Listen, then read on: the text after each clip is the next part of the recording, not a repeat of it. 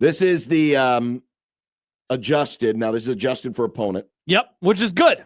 EPA per play offense, EPA per play defense. So offense on the lower axis, left to right. Right is good, left bad.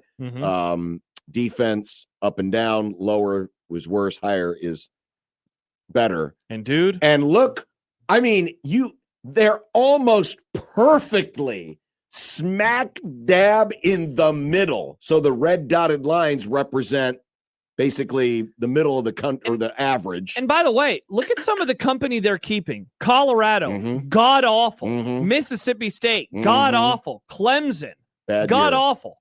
Well, yeah, bad year for them. I mean, this really does show a couple things. The biggest thing to me, though, is, wow, is their special teams really good? Yeah. Imagine this team without great special teams. Imagine this team. They would probably still not be bowl eligible. I was going to say, maybe. There is a world where they are a 5 or a 4-win team after 10 games, and we're all stressing again about them making it back to a bowl. Let's face it. The person who made this hates Miami, by the way. Yeah, because the Miami logo's upside down. Awesome. I mean, you can make the argument that without Kenneth Williams' kickoff return to start the second half, does Nebraska win the Northwestern game? Absolutely. It's a great question. Do they win the Maryland game? I was good. That's where actually when you first started talking about it, I thought you were going with it. So again, you could. We'd have no idea because the butterfly effect is what it is. But special teams has been so huge for them all year long. But this graphic does show you that even for a 7-3 ball club, they're at the intersection of middle and mid. Well, that's why this year's schedule and how they have done against it, I think, depending on what happens in the last 2 games of the regular season, and let's say they do what K Ford is projecting them and what the odds are going to project them to do. They're going to finish 7-5. Yeah. And man, it's really going to feel like a lost. It's going to feel like a lost breakthrough opportunity. You know, like Dirk Chatelain, one of the things that he's said for years is that Nebraska has not had that moment that almost every other school has gotten. Vanderbilt has had their moment in the sun. Kansas State has had their moment in the sun. Iowa has had their moment in the sun. Iowa State has had their moment in the sun.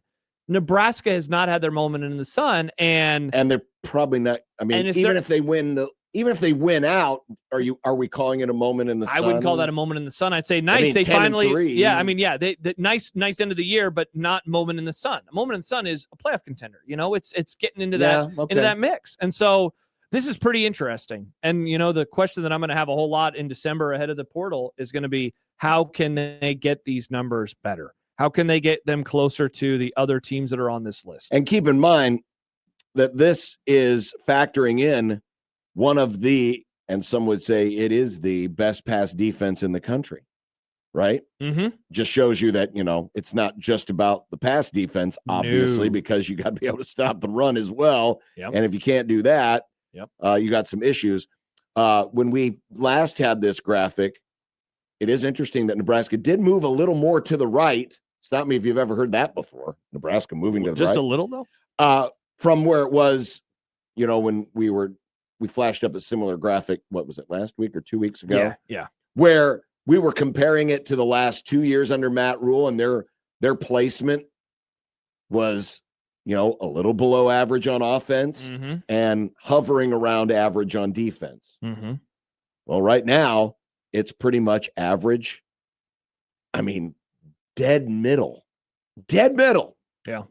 In terms of both offense and defense. Now there's 2 more games to go. And because this is an opponent adjusted chart, you know, you're going to get a little bit opponents, you're going to get a little more credit because you're playing Iowa and a Penn State. I was going to say on defense, you're gonna be going up a few weight classes because look where I'm trying to find UCLA on this graphic. UCLA is straight south of Nebraska, and so Iowa's pretty much straight north of them, and Penn State is northeast of them. Actually, I did you all a favor. So you're about to start playing better defenses. They're about to play the first and third best defense that they have seen on the whole schedule this year, and they're going to play the 4th best offense that they have seen on the schedule this year in Penn State.